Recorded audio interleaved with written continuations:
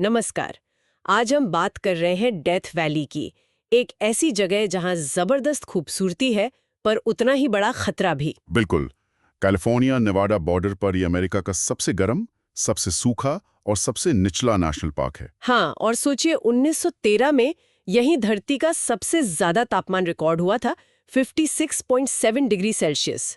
यहाँ bad water basin है जो नॉर्थ अमेरिका का सबसे निचला पॉइंट है, -86 मीटर। और साथ ही 3 किलोमीटर से भी ऊंची चोटियां हैं। ये कंट्रास्ट, ये एक्सट्रीम्स ही शायद लोगों को खींचते हैं। वो सुनहरी रेत, रंगीन चट्टानें। हजारों टूरिस्ट आते हैं, लेकिन कई बार लोग रोमांच में ऐसी जगहों पर चले जाते हैं जहां कोई सेल सिग्नल नहीं होता। और यहीं पर अप्रैल 2021 में अलेक्जेंडर लोवग्रेन और एमिली एच की कहानी शुरू होती है। एलेक्स 32 साल के अफगानिस्तान वॉर वेटरन थे, कॉम्बैट इंजीनियर, जो बाद में दूसरे वेटरन्स की मदद करते थे। और एमिली 27 साल की, एक नॉन प्रॉफिट में काम करती थी। दोनों को ही नेचर से बहुत प्यार था। उन्होंने डेथ वैली की एक दिन की ट्रिप प्लान की, अपनी सुबारू फॉरेस्टर कार ली, पानी, कैंपिंग का सामान, खाना, मतलब पूरी तैयारी के साथ। हाँ, एलेक्स ने तो लॉग बुक में अपनी पूरी यात्रा का प्लान लिखा भी था, जो काफी अनुभवी यात्री करते हैं। लेकिन यही बात है ना कि इतने अनुभवी और तैयार होने पर भी बिल्कुल। डेथ वैली जैसे एक्सट्रीम माहौल में आप कभी नहीं जानते कि कब क्या हो जाए। उनकी तैयारी अच्छी थी, पर डेथ वैली की अपनी चुनौतियां हैं। तो यात्रा शुरू हुई, सब ठीक था। पर शाम को करीब 5:30 बजे गोल्ड वैली रोड पर, ये एक कच्चा काफी सुनसान रास्ता है, उनकी गाड़ी के 2 टायर नुकीले पत्थरों से फट गए। 2 टायर हो? हाँ, 2। और वो मेन रोड से कोई 35 किलोमीटर अंदर थे।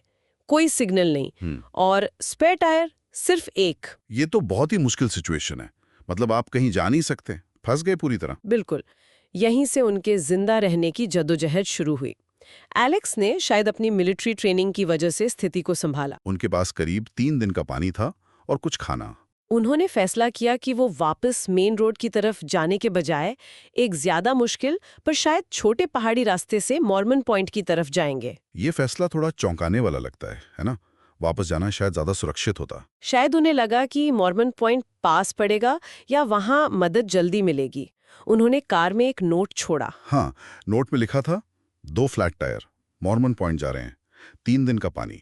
और उन्होंने बाहर पत्थरों से तीर बनाकर दिशा भी बताई थी। लेकिन ये रास्ता ये आसान नहीं था। बिल्कुल नहीं। ये ब्लैक माउंटेन रेंज की खड़ी ढलानों के बीच एक संकरी चट्टानी घाटी से होकर जाता था। बहुत मुश्किल चढ़ाई, नुकीले पत्थर और ऊपर से बढ़ती हुई गर्मी। चलते चलते वो एक ऐसी जगह पहुंचे जिसकी उन्होंने उम्मीद नहीं की होगी। हाँ, एक 70 फुट ऊंचा सूखा झरना, मतलब एक सीधी चट्टान, जिसे पार करने के लिए खास इक्विपमेंट चाहिए जो उनके पास नहीं थे। एलेक्स ने फिर भी नीचे उतरने की कोशिश की। एमिली थोड़ी घबराई हुई थी, उन्होंने चिंता भी जताई। एलेक्स सावधानी से उतरने लगे, लेकिन तभी अचानक उनकी पकड़ छूट गई। उनके आखिरी शब्द थे, मेरी पकड़ छूट रही है। ओह, कितना भयानक रहा होगा वो पल। वो 70 फुट नीचे गिरे। पर हैरानी की बात है, वो गिरे लेकिन जिंदा थे।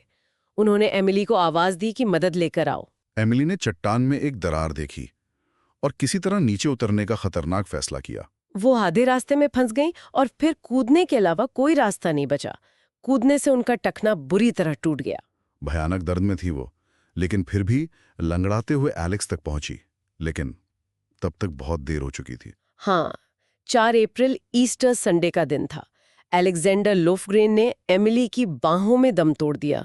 जरा सोचिए एमिली की हालत, टखना टूटा हुआ, अपने साथी का शव पास में, और वो एक संकरी चट्टान पर फंसी हुई हैं, जिसके नीचे 100 फुट की और सीधी खाई है। अगले 5 दिन वो एमिली के लिए जैसे नरक थे। दुख, शायद अपराध बोध भी, भयानक शारीरिक दर्द, दिन में झुलसाने वाली गर्मी, रात में जमा देने वाली ठंड। उन्होंने पत्थरों से जैसे तैसे एक छोटी सी आड़ बनाई, पानी और खाने को बहुत बचा बचा कर इस्तेमाल किया। और वो लगातार खुद को और एलेक्स को दिलासा देती रहीं कि रेस्क्यू टीम उन्हें ढूंढ लेगी। इस बीच जब एलेक्स और एमिली 4 अप्रैल की शाम तक घर नहीं लौटे, तो उनके दोस्तों और परिवार ने चिंता जाहिर की और खोज शुरू हुई। कई सारी एजेंसियां शामिल हुईं। In your county, sheriff office, California highway petrol, national park service, यहाँ तक कि यूएस नेवी भी। एलेक्स की जो लॉग बुक थी उससे खोज करने वालों को एक शुरुआती अंदाजा मिला कि वो किस इलाके में हो सकते हैं। 8 अप्रैल को 4 दिन बाद हवा से उनकी सुबारू कार नजर आई और उसमें जो नोट मिला, हाँ, वो नोट बहुत अहम सुराग साबित हुआ। उसने बताया कि वो मॉर्मन पॉइंट की तरफ गए हैं। अगले दिन 9 अप्रैल को नेवी के एक हेलीकॉप्टर ने आखिरकार एमिली को उस संकरी घाटी में देख लिया। रेस्क्यू ऑपरेशन खुद में बहुत मुश्किल था। घाटी इतनी संकरी थी कि हेलीकॉप्टर को नीचे उतरने में काफी दिक्कत हुई। कई कोशिशों के बाद बचाव दल उन तक पहुंच पाया और आखिरकार वो एमिली को सुरक्षित बाहर निकालने में कामयाब रहे। एमिली को तुरंत अस्पताल ले जाया गया। उनके टखने की सर्जरी हुई। डॉक्टरों ने कहा कि उन्होंने जूते पहने रखे, इसी वजह से शायद उनका पैर बच गया। शारीरिक घाव तो धीरे धीरे भर गए होंगे, लेकिन जो मानसिक आघात था वो कहीं ज्यादा गहरा था। हाँ बिल्कुल, लेकिन इस दुखद कहानी का एक स्थायी प्रभाव भी पड़ा है। एलेक्स, जिन्होंने अपनी जिंदगी साथी वेटरन्स की मदद में लगाई थी, हाँ, उनकी याद में अलेक्जेंडर लोवग्रीन वेटरन्स इन पार्क्स एक्ट नाम का एक कानून बनाया गया। ये कानून गोल्ड स्टार परिवारों को, यानी जिन परिवारों ने सेना में अपना कोई सदस्य खोया है, और वेटरन्स को अमेरिका के नेशनल पार्क्स और फेडरल रिक्रिएशन एरियाज में आजीवन मुफ्त प्रवेश देता है। ये एलेक्स के विश्वास को दिखाता है कि प्रकृति में बाहर जाने में एक तरह की हीलिंग पावर है, उपचार की शक्ति है। बिल्कुल, एलेक्स और एमिली की ये कहानी सिर्फ एक दुखद घटना नहीं है। ये प्यार की, हिम्मत की और प्रकृति की खूबसूरती के साथ साथ उसकी कठोर सच्चाई की भी कहानी है। और ये हमें सोचने पर मजबूर करती है कि क्या हम कभी भी, चाहे कितनी भी तैयारी कर लें, प्रकृति के ऐसे अप्रत्याशित, कभी-कभी खतरनाक रूप के लिए पूरी तरह तैयार हो सकते हैं? शायद इसका कोई सीधा जवाब नहीं है,